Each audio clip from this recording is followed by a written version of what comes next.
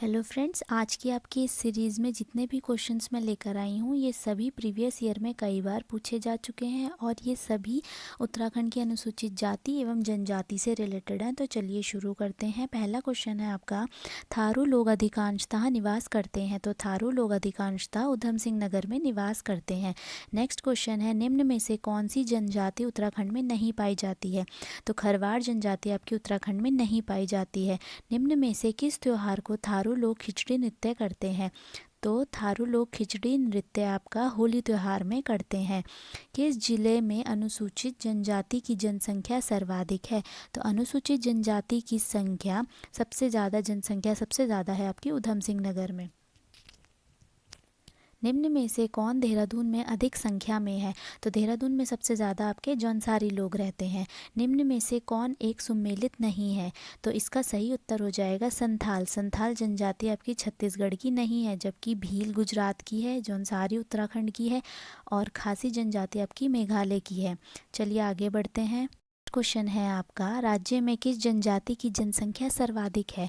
तो सर्वाधिक जनजाति है आपकी थारू। थारू जनजाति आपकी उत्तराखंड में सबसे ज़्यादा है। ये आपका 2 बार पूछा जा चुका है। अब आगे देखते हैं अगला क्वेश्चन। 15 नवंबर 2003 को राज्य की 3 जनजातियों को पिछड़ी जाति में शामिल किया गया और उनमें से एक कौन सी नहीं है। तो वह है आपकी नारंग।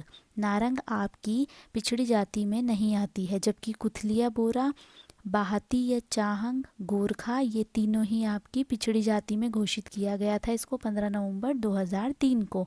नेक्स्ट क्वेश्चन है, राजी लोग अधिकांशतः निवास करते हैं। तो राजी लोग सबसे ज़्यादा रहते हैं आपके पिथौरागढ़ में। सर्वाधिक बोक्सा रहते हैं यह आपके ऊधम सिंह नगर में।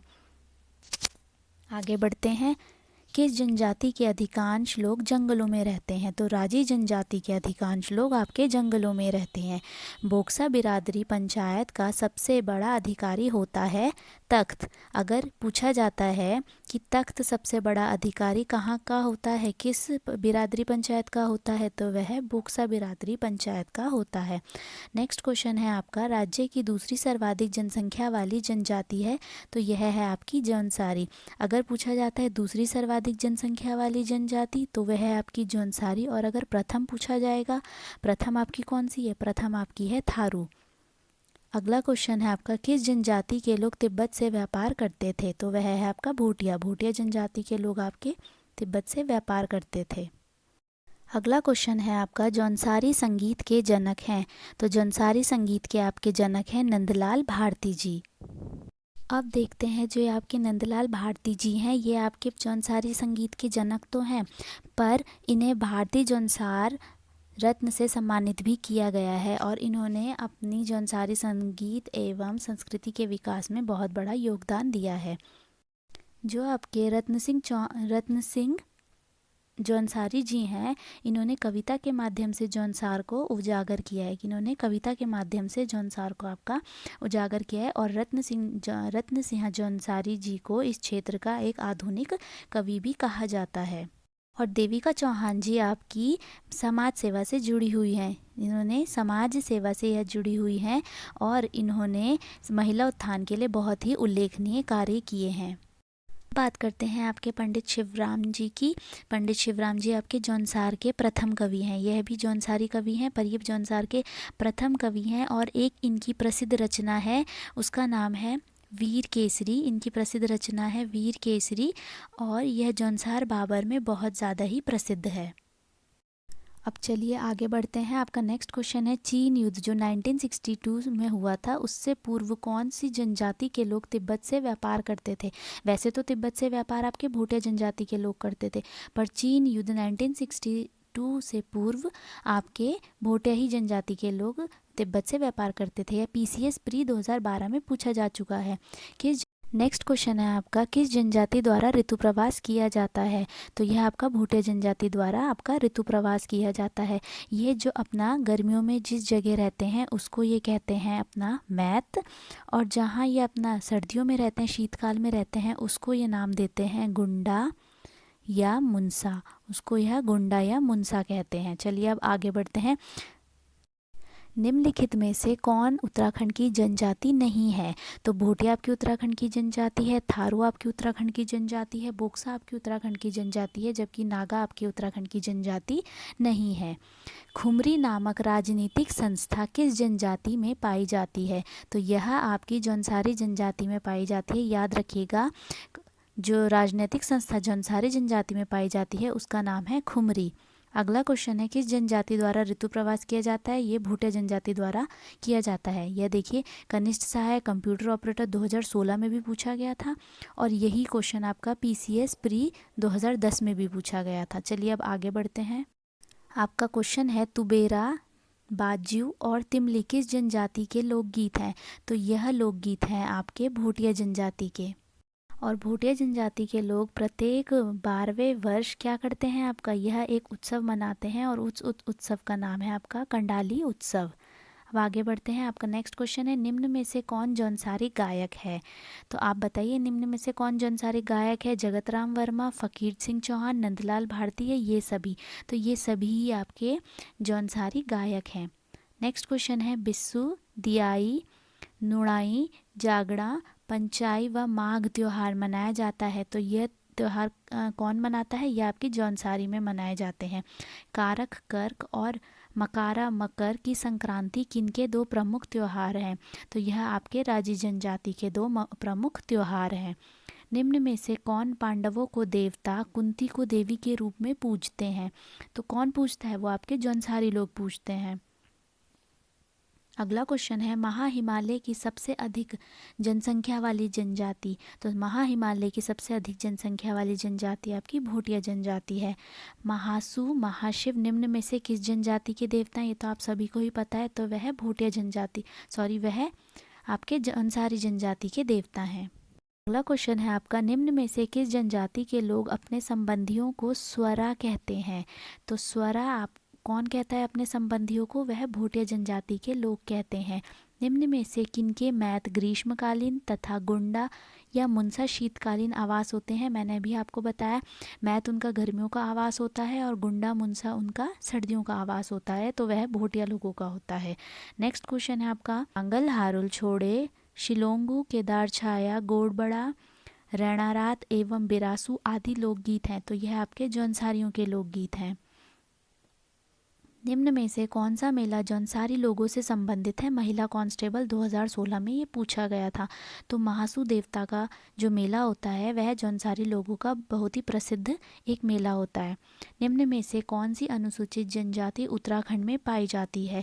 तो उत्तराखंड में आपकी कौन सी अनुसूचित जनजाति पाई जाती है? भूटिया, जौनसारी, बुक्सा, ये तीनों ही पाई जाती हैं। तो इसका सही ऑप्शन हो जाएगा ऑप्शन डी। अगला क्वेश्चन है आपका, उत्तराखंड राज्य की विधानसभा में अनुसूचित जाति के लिए कितनी सीटें आरक्षित हैं?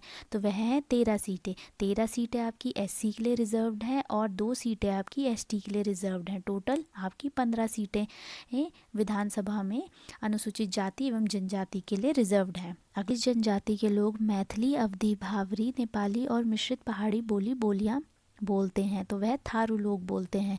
सयाना नामक राजनीतिक संस्था किस जनजाति में पाई जाती है? तो वह आपकी जौनसारी में पाई जाती है। तो जौनसारी में आपकी 2 राजनीतिक संस्थाएं हमने देख ली, एक है आपकी सयाना और दूसरी है आपकी खुमरी। ये दोनों ही राजनीतिक संस्था आपकी जौनसारी जनजाति में पाई जाती है। निम्न में से कौन उत्तराखंड में नहीं मिलते? तो भील जनजाति आपकी उत्तराखंड की नहीं है। अगला क्वेश्चन है आपका, वीर केसरी जैसी प्रसिद्ध रचना के रचनाकार व जौनसार के प्रथम कवि हैं। मैंने अभी आपको बताया था वीर केसरी किसकी रचना है और वह जौनसार के आपके प्रथम कवि भी हैं। तो वह हैं आपके पंडित शिवराम जी। चलिए आगे बढ़ते हैं। सारे लोगों में राजनीतिक जागरूकता का जनक किसे माना गया है? तो वह आपका गुलाब सिंह जी को माना गया है। यह आपके यूपी सरकार में मंत्री भी रह चुके हैं और ये जौनसार के पहले ऐसे व्यक्ति थे जो मंत्री की पोस्ट तक पहुँचे थे। आगे बढ़ते हैं। भोटिया जनजाति के लोकगीत हैं। तो भोटिया जनजाति के लोकगीत आपके तुवेरा, बाज्यू, तिमली, ये तीनों ही आपके भोटिया जनजाति के लोकगीत हैं। तो इसका सही ऑप्शन हो जाएगा ऑप्शन नंबर डी।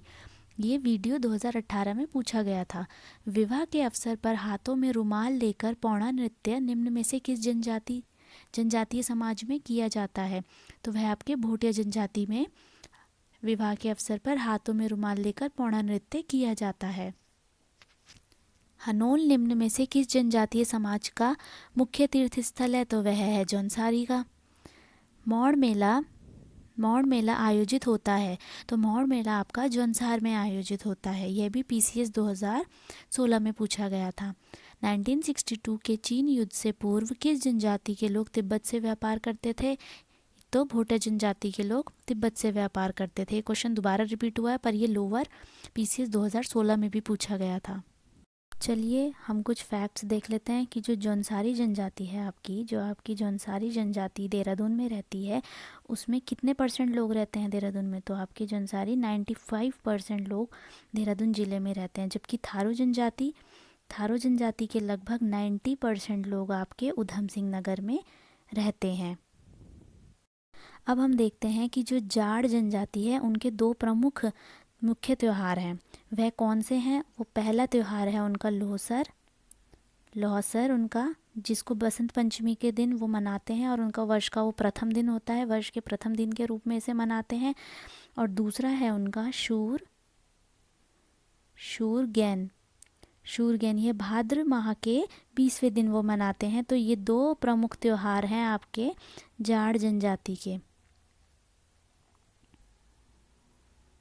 आगे बढ़ते हैं।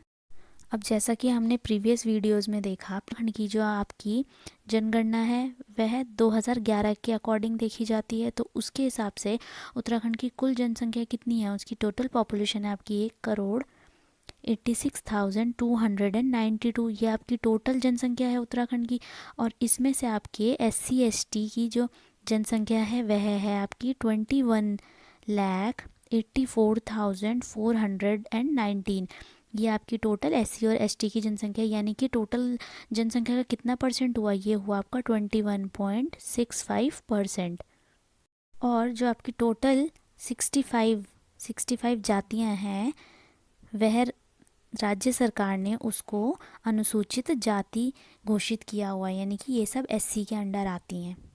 अभी हमने देखा विधानसभा में टोटल सीटें कितनी हैं। विधानसभा में आपकी टोटल सीटें 70 हैं, उसमें से आपकी 13 सीट SC के लिए रिजर्व्ड हैं और 2 सीट आपके लिए ST के लिए रिजर्व्ड हैं।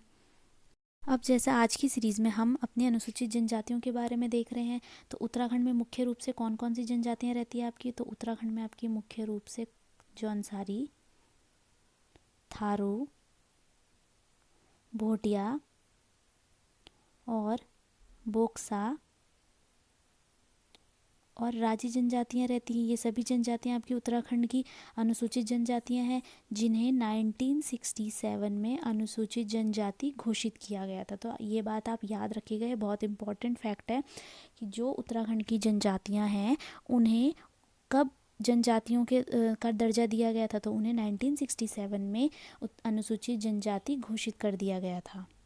और अगर हम बात करें साक्षरता की, अगर उत्तराखंड की साक्षरता दर देखी जाए, लिटरेसी रेट देखी जाए, तो वह है आपकी टोटल 73.9%, यानी कि आपकी 2011 की जनगणना के अनुसार राज्य की अनुसूचित जो जनजाति है यानी कि ST है, उनकी औसत साक्षरता दर यानी कि लिटरेसी रेट है आपकी 73.9%। जबकि महिला व पुरुष की आपकी लिटरेसी रेट है 83.8 फीमेल्स की हैं और मेल्स की हैं आपकी 62.5%। ये आपकी ST की लिटरेसी रेट सरकार ने घोषित की हुई है। सबसे ज़्यादा आपके SC हैं हरिद्वार में, सबसे ज़्यादा आपके शेड्यूल कास्ट हरिद्वार में है और सबसे कम है आपके चंपावत में। तो हरिद्वार में है आपके टोटल 4,11,274, जबकि चंपावत में आपके यहाँ सिर्फ 47,383। तो ये टोटल आपकी जनसंख्या जो है सबसे ज़्यादा SC की हरिद्वार में है और सबसे कम आपकी चंपावत में है। और अगर इसी को हम परसेंटेज के अकॉर्डिंग देखेंगे तो सबसे ज़्यादा SC आपके कहाँ है? सबसे ज़्यादा परसेंट में आपके SC अगर रहते हैं वह रहते हैं बागेश्वर में 27.73%, और सबसे कम आपके रहते हैं देहरादून में 13.49%। तो हमने दो बात देख ली कि जो आपके SC हैं, हमने दो बात देखी। SC अगर हम परसेंटेज में पूछा जाएगा तो परसेंटेज में SC सबसे ज़्यादा रहते हैं आपके बागेश्वर में, 27.73%। और सबसे कम आपके कहाँ रहते हैं?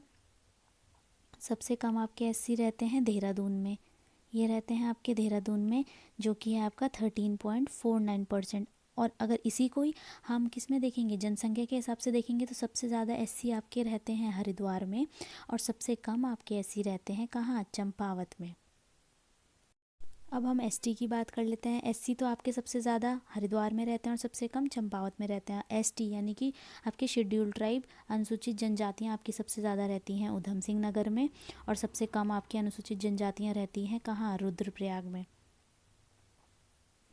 उधम सिंह नगर में वो रहती हैं 1,23,037, और रुद्रप्रयाग में वह है सिर्फ और सिर्फ 386। और अगर हम इसी को परसेंटेज के अकॉर्डिंग देखें तो आपकी एसटी जो है वो सबसे ज़्यादा आपकी उधम सिंह नगर में हमने देखी रहती है कितना, 7.46%, जबकि सबसे कम वह रहती हैं टिहरी में। ये आप परसेंटेज के अकॉर्डिंग नोटिस कर रहे हैं कि एसटी सबसे कम टिहरी में रहती है, वो है आपका सिर्फ 0.14%। और जैसा कि आपने देखा कि टोटल 70 सीटों में से 15 सीटें आपके लिए, 15 सीटों में आपकी 13 सीट तो एससी के लिए रिजर्व्ड है और 2 सीट आपकी एसटी के लिए रिजर्व्ड है। तो वो दो कौन कौन सी जगह हैं जो एसटी के लिए रिजर्व्ड है, तो वह है आपकी एक उधम सिंह नगर में नानकमत्ता, उधम सिंह नगर में नानकमत्ता, और दूसरी सीट है आपकी देहरादून के, दूसरी सीट है आपकी देहरादून का चकराता। तो 2 सीट आपकी एसटी के लिए रिजर्व्ड हो गई। तो उत्तराखंड सरकार ने जुलाई 2001 में, उत्तराखंड सरकार ने आपका जुलाई 2001 में क्या किया है, सिर्फ और सिर्फ एसटी के लिए 4% सीट रिजर्व रखी है। कहाँ, जितने भी आपके शिक्षण संस्थान होंगे, उन्होंने एक शासन जारी किया था कि जितने भी आपके शिक्षण संस्थान होंगे, आपके सार्वजनिक उद्यम होंगे, आपके निगम होंगे, वहाँ पे सिर्फ 4% ही आपको एसटी के लिए रिजर्व रखा जाएगा। तो चलिए आज की सीरीज़ यहीं ख़त्म करते हैं, फिर नेक्स्ट सीरीज़ में मिलते हैं।